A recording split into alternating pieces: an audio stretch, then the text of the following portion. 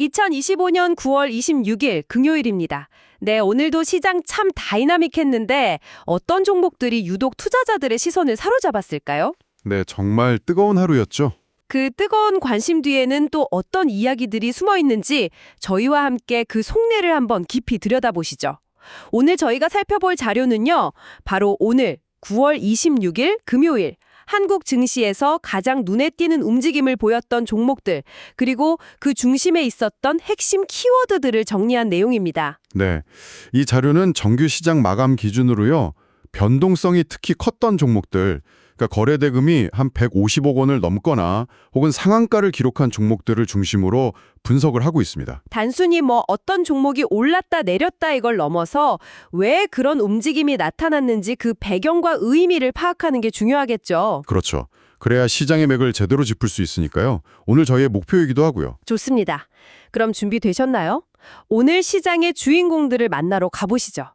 자, 먼저 시장 전반의 분위기를 이끌었다고 평가받는 주도주들부터 살펴보겠습니다.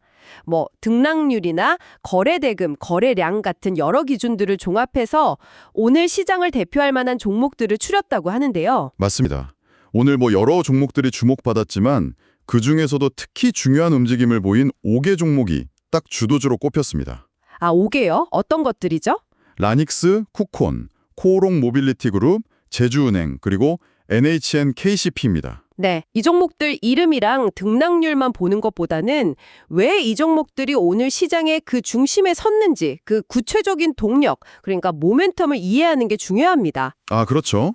그래야 단편적인 뉴스를 넘어서 시장의 큰 흐름을 읽는 데 도움이 될 테니까요. 네, 맞습니다. 거래대금도 600억 원을 훌쩍 넘겼고요. 네, 엄청났죠. 이 정도면 정말 강력한 매수세가 들어왔다는 신호인데 어떤 특별한 이유가 있었던 건가요? 네, 라닉스의 상한가 배경에는 크게 두 가지 요인이 좀 복합적으로 작용한 걸로 분석이 됩니다. 두 가지나요? 네, 첫 번째는 라닉스가 현재 개발 중인 양자 내성암호 PQC 반도체 시제품에 대한 기대감입니다.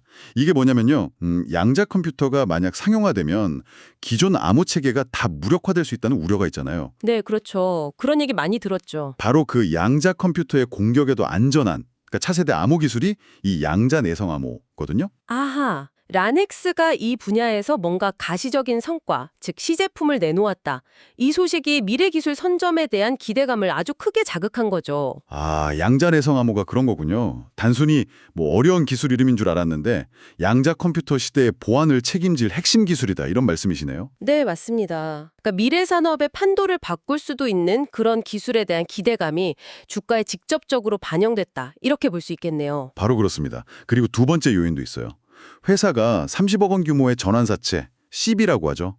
이 발행을 결정했다는 공시입니다. 아, CB 발행이요? 네, 전환사채는 나중에 주식으로 바꿀 수 있는 권리가 붙은 채권인데 보통 기업들이 운용자금이나 투자자금을 조달하려고 발행하잖아요. 그렇죠. 물론 이게 나중에 주식으로 전환되면 기존 주주들 지분 가치가 좀 희석될 수 있다는 우려도 있긴 하지만 당장은 회사가 확보된 자금으로 뭔가 성장을 더 가속화할 거다, 이런 긍정적인 신호로 시장이 받아들인 측면도 있어 보입니다.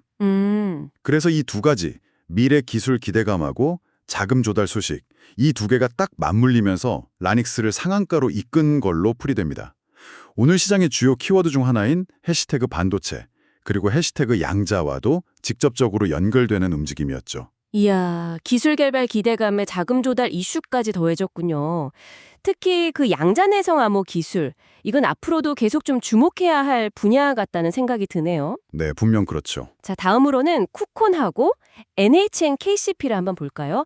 이 두 종목도 오늘 상승 마감했는데 특히 NHN KCP는 상승률 자체 한 8.72%였죠. 이것보다 거래대금이 거의 4천억 원에 육박했다는 점이 정말 놀랍습니다. 네, 오늘 시장에서 단연 1위였죠.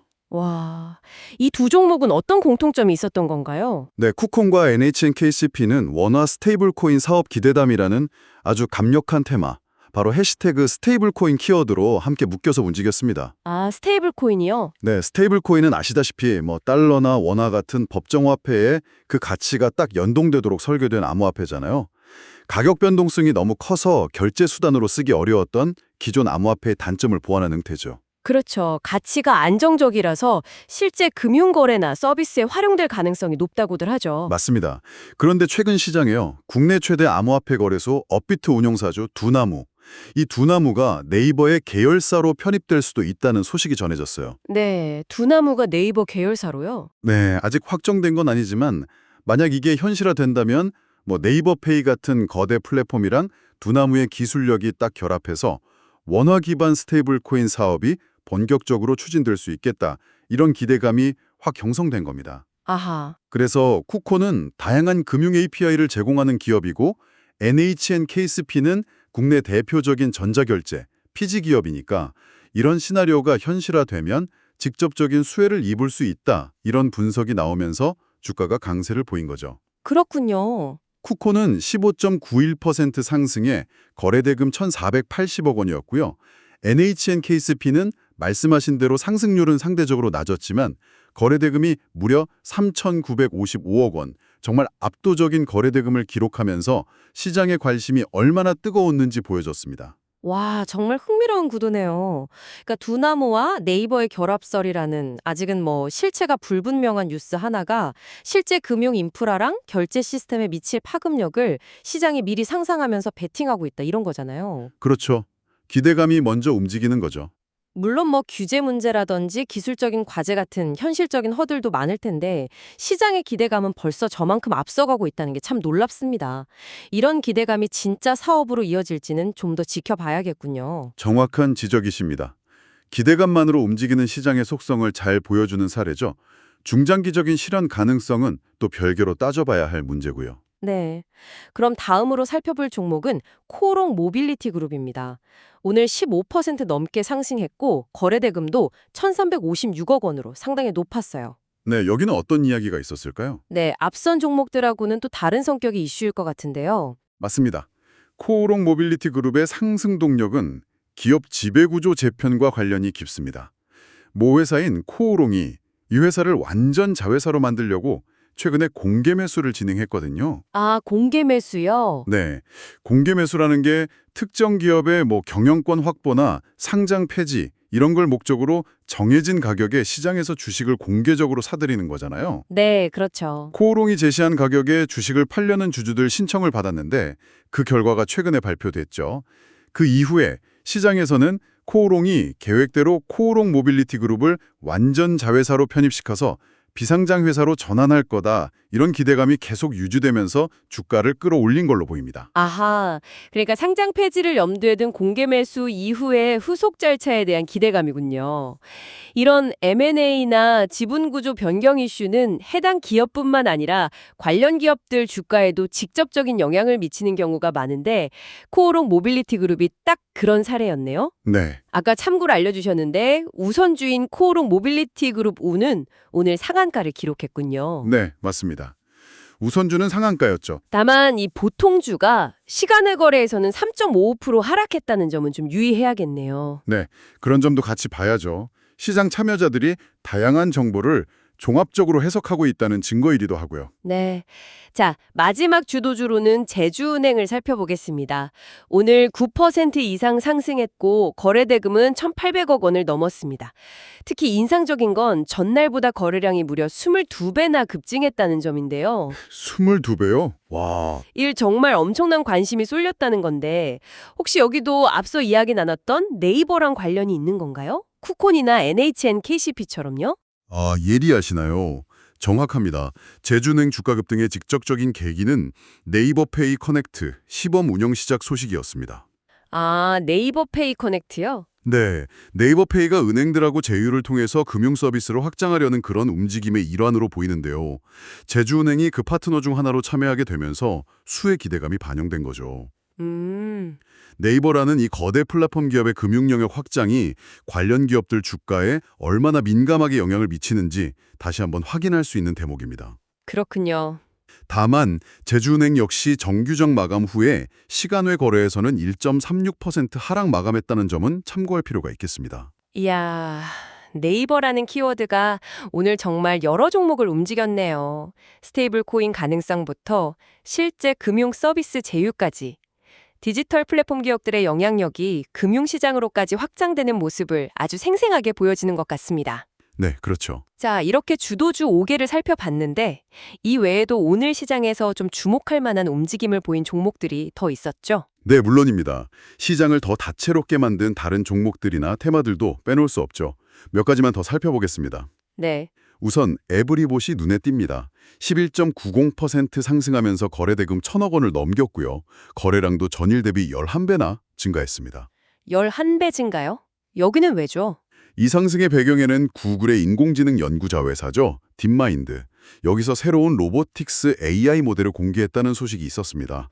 아, 구글 딥마인드요? 네, 이런 글로벌 빅테크 기업의 AI 기술 발전 소식은 국내 관련 기업들에 대한 투자 심리에도 꽤 긍정적인 영향을 미치곤 하죠. 에브리봇이 이제 해시 AI, 해시 로봇 관련주로 묶이면서 함께 주목받은 겁니다.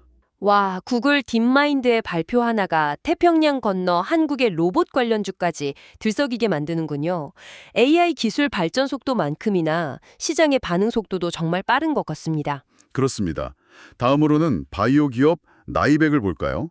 오늘 15.10% 급등했고요. 거래대금 676억 원, 거래량은 전일 대비 5배 증가했습니다. 나이백이요? 여기는 어떤 이슈가 있었나요? 나이백의 경우는 추가적인 기술 이전, 그러니까 해시 기술 이전에 대한 기대감이 주가를 끌어올린 것으로 분석됩니다. 바이오 기업에게 기술 이전은 자신들이 개발한 신약 후보 물질이나 기술의 가치를 시장에서 인정받고 또 실질적인 수익으로 연결할 수 있는 매우 중요한 이벤트잖아요. 그렇죠. 아주 중요하죠. 나이백에 대한 기술 이전 기대감이 새롭게 좀 부각되면서 매수세가 몰린 것으로 보입니다. 바이오 섹터에서는 역시 신약 개발 성과나 기술 이전 같은 R&D 관련 모멘텀이 여전히 가장 강력한 주가 상승 동력이 되는군요. 이게 혹시 최근 좀 주춤했던 바이오 섹터 전반에 대한 투자 심리 개선으로 이어질 수 있을지도 지켜볼 포인트겠네요. 네, 충분히 그럴 가능성도 있습니다. 다음은 어떤 건가요? 다음은 우주항공 테마의 LK 삼양입니다. 9.28% 상승 마감했는데 흥미로운 점은 전일 대비 거래량이 무려 69배나 폭증했다는 겁니다. 69배요? 상승률보다 거래량 증가가 훨씬 드라마틱한데요. 그렇죠. 이 배경에는 스페이스X가 나사의 인공위성 2기를 로켓에 실어서 성공적으로 발사했다는 소식이 있었습니다. 아, 스페이스X 발사 성공 소식. 네. 근데 LK 삼양이 과거에 스페이스X의 펠콘 9 로켓에 자율항법 시스템, 이건 텔레픽스랑 공동 개발한 건데요. 이걸 공급했던 이력이 있어요. 아, 과거에 그런 일이 있었군요. 네, 그 이력이 부각되면서 관련주로 묶여서 매수세가 집중된 것으로 보입니다. 우주항공 테마죠. 와, 69배의 거래량 폭증이라 스페이스X 발사 성공이라는 뉴스 자체도 중요하지만 그 과거의 연결고리를 찾아내서 투자 기회로 삼으려는 시장 참여자들의 움직임이 정말 활발하다는 걸 보여주는 것 같습니다. 네, 시장은 항상 연결고리를 찾죠. 우주항공 산업에 대한 관심이 그만큼 뜨겁다는 반증이기도 하고요. 맞습니다. 마지막으로 한 종목만 더 언급하자면 동양이라는 종목입니다. 오늘 상한가 29.94%를 기록했고 거래대금도 466억 원으로 적지 않았습니다. 네, 동양이요. 그런데 이 종목은 앞서 LK 삼양보다 더 놀라운 기록을 세웠습니다. 전일 대비 거래량이 무려 635배나 폭증했어요. 635배요? 그건 정말 상상하기 어려운 수치인데요. 도대체 어떤 이유가 있었길래 그런 폭발적인 거래가 일어난 거죠? 바로 그 점이 이 종목의 특이점입니다. 저희가 본 자료에는 아쉽게도 이 동양이라는 종목의 구체적인 상승 배경이나 관련 뉴스가 명시되어 있지 않습니다. 아, 이유가 없다고요? 네, 명확한 이유가 안 나와 있어요. 등락률이나 거래량 증가율만 보면 오늘 시장에서 단연 가장 주목받은 종목 중 하나인데 그 이유가 베일에 쌓여 있는 거죠. 이런 경우는 아직 시장에 알려지지 않은 뭔가 숨겨진 호재가 있거나 혹은 특별한 이유 없이 그냥 단기적인 수급 요인이나 좀 투기적인 수요가 몰렸을 가능성도 배제할 수 없습니다. 그렇겠네요. 그래서 이런 종목은 투자에 더욱 신중한 접근이 필요하다고 할 수 있겠습니다. 정말이네요. 명확한 이유 없이 급등하고 거래량이 폭증하는 종목은 그만큼 변동성도 크고 예측도 어려우니까요. 야, 오늘 시장 정말 다채롭습니다. 미래기술부터 기업 M&A, 플랫폼 기업의 확장, 심지어 이유를 알 수 없는 급등까지 시장을 움직이는 요인이 이렇게나 다양하다는 걸 다시 한번 실감하게 되네요. 맞습니다. 오늘 시장을 종합적으로 한번 정리해보면 크게 몇 가지 흐름으로 요약할 수 있을 것 같아요. 네, 어떻게 정리할 수 있을까요? 첫째, 네이버와 두나무 관련 이슈가 촉발한 해시 스테이블 코인 테마가 쿠콘, NHNKCP, 제주은행 등을 통해서 시장에 뜨거운 관심을 받았고요. 네, 그게 가장 컸던 것 같아요. 둘째, 구글 딥마인드의 발표로 해시 AI와 해시 로봇 테마가 에브리봇을 중심으로 다시 부각됐습니다. AI랑 로봇. 셋째, 라닉스의 시제품 공개로 해시 양자 기술과 해시 반도체에 대한 기대감이 확인됐고요. 넷째, 나이백 사례를 통해 해시 기술 이전이라는 바이오 분야의 전통적인 모멘텀이 여전히 유효함을 보여줬습니다. 네, 다섯째, 스페이스X 발사 성공으로 LK 삼양이 주목받으면서 해시 우주 항공 테마도 존재감을 드러냈고, 마지막으로 코오롱 모빌리티 그룹 사례처럼 해시 기업 구조 개편 역시 중요한 시장 변수임을 알 수 있었습니다. 와, 이를 반영하는 주요 키워드는 역시 해시 스테이블 코인, 해시 AI, 해시 로봇, 해시 양자, 해시 반도체, 해시 기술 이전, 해시 우주 항공 뭐 이런 것들이 되겠네요. 이렇게 정리해 주시니 오늘 시장의 맥락이 훨씬 선명하게 잡히는 것 같습니다. 기술의 진보, 기업들의 어떤 전략적인 행보, 그리고 때로는 소문이나 기대감까지 정말 복합적으로 작용하면서 시장을 만들어간 하루였네요. 네, 정말 그랬죠. 떠시제불께서는 오늘 저희가 짚어본 이 다양한 흐름들 중에서 특히 어떤 부분에 주목하고 계신가요? 아마 각자의 관심 분야나 투자 철학에 따라 눈여겨보는 지점이 다를 것 같습니다.